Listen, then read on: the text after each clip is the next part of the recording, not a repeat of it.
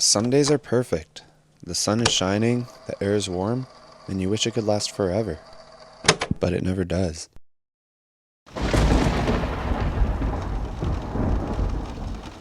I used to just want more. I'm done with keeping score. Man, that's easier said than done, of course. Man, I tried to win, and then I tried again. Would it be a sin to ask who I do it for? Oh, I don't wanna be anybody but me. No, I don't wanna be anybody but me.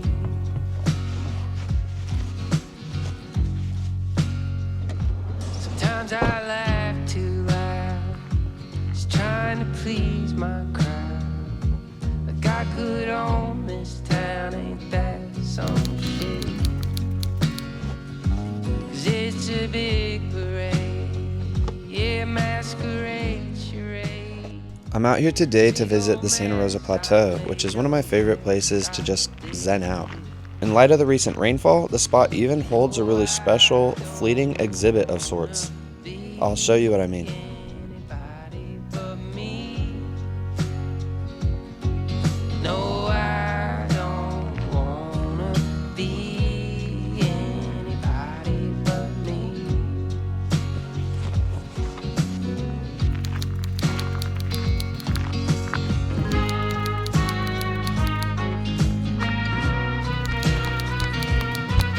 Oh, I don't wanna be anybody. No, I don't wanna be. Okay, get this.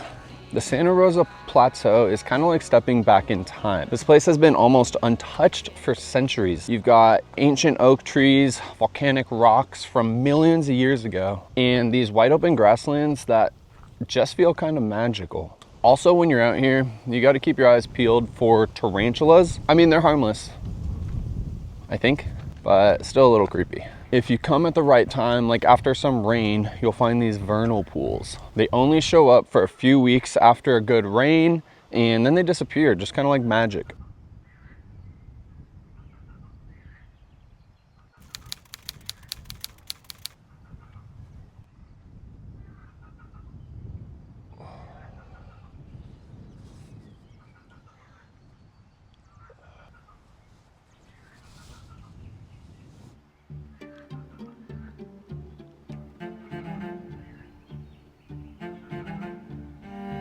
So in 2019, this area experienced the Tanaha fire, which burned down about a quarter of the 8,000 acres here in the Santa Rosa Plateau. If you guys watch the news at all, California is constantly experiencing fires. 1 month since Southern California exploded in a deadly firestorm. Fire in Southern California, more than 50,000 people were forced to flee. The brush fire near Murrieta, it has now grown to 150 acres. We've had so many drought conditions over recent years. It seems like just another day in California when things are burning down, which is terrible. And while these fires pose a real risk to the habitats out here, they also, believe it or not, play a vital role in nourishing the environment. The fires burn everything to the ground and they restore a lot of nutrients into the soil. So while it's terrible for the wildlife, it can, in the long term of the ecological preserve, provide some benefit. So these are the vernal pools here at Santa Rosa, and these only pop up after a good bit of rainfall. So generally in California, it's so dry that they'll only be here for maybe a couple weeks to a couple months out of the year. We just had some serious rainfall last week, and we have some more rainfall coming, which, you know, despite me wanting it to be sunny year round, I know it's good for ecosystems like this reserve. This will do a lot of good for the wildlife, and then as quickly as it arrives, it will just vanish. So for the few short weeks that these vernal pools are here, they're kind of like a little city for all kinds of wildlife.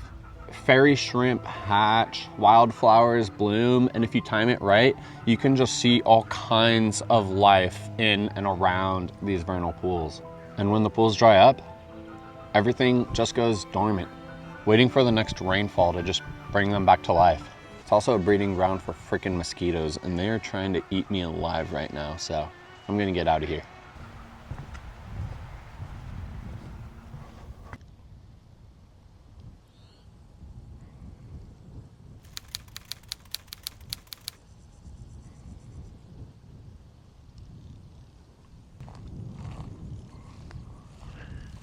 Gotta really soak up as much sun out here as possible for the next 4 days. I think it's supposed to be rainy, but we caught this magical 80-degree winter day here just before the rain came. So I'm trying to soak up every bit of it that I can because, you know, it's just too beautiful not to.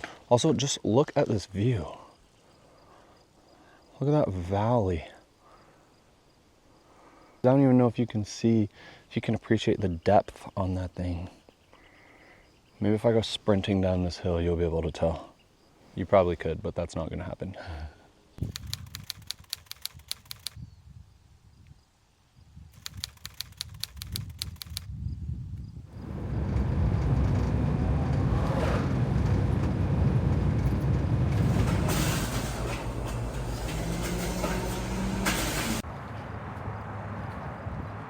I know the sun is about to be gone and I'll be locked inside for the coming rainstorm, so I need something to keep me entertained. A board game? Nah, it needs more players. Maybe a book will do.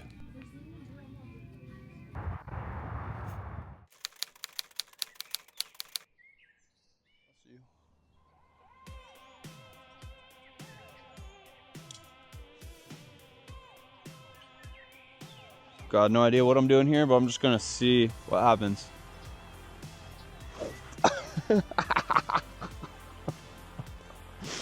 So do you intentionally like lock the arm or just keep it straight? Your left arm you want to keep straight. Okay. All right, nothing. Got the squirrel. Squirrels beware.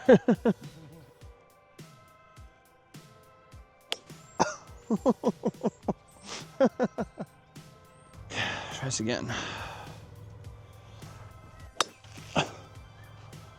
All right, so maybe I'm not meant to be a golfer. Yeah, when you kind of hit on top a little bit, I kind of have it. I do that all the time. Just kind of skate down, trying to hit down, your head down, skate down on the ball. Don't be afraid to make contact. Like scoop under it. Yeah, don't be afraid to make contact. Like you'll see pros, they dig up big old divot out when they hit it. Look at this beetle, dude. Just doing the thing, isn't he? Now we go to the part that separates the men from the boys. The putting green. You drive for show and you putt for dough, I think is what I'm saying.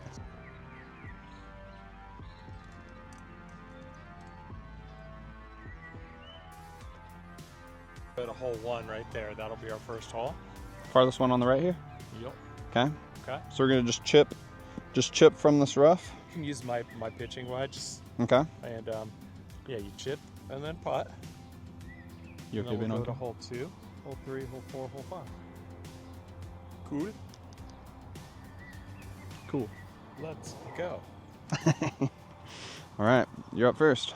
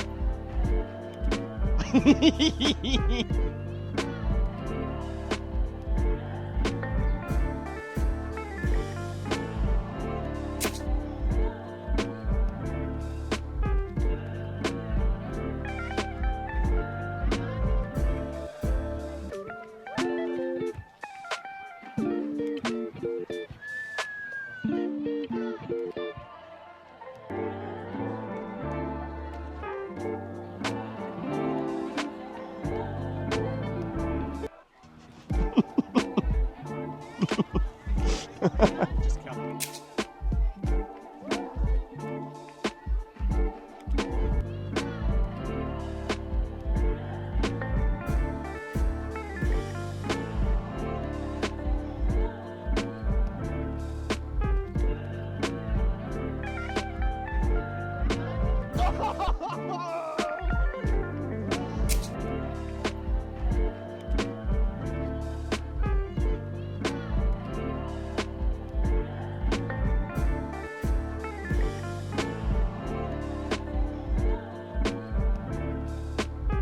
For a potential tie game.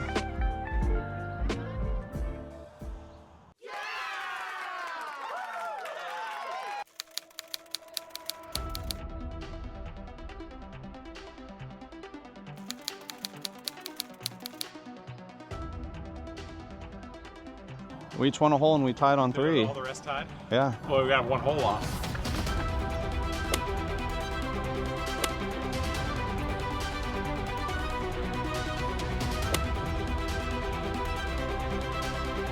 Closest to the hole. Do you want to go ahead and take first shot? Sure.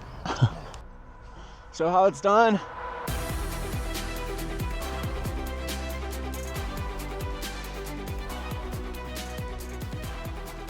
You just got a lag one up there. Oh, this will be hard. Is that too much sauce? You're gonna get saved by the frame. The desire to not just win, but to sink it. Who?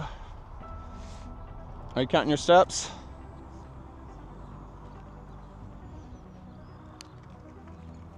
What's the verdict? 8 to 9 paces. Who's 8? Who's 9? 8 takes it. Congratulations. Let's go. By a single pace. And that settles that.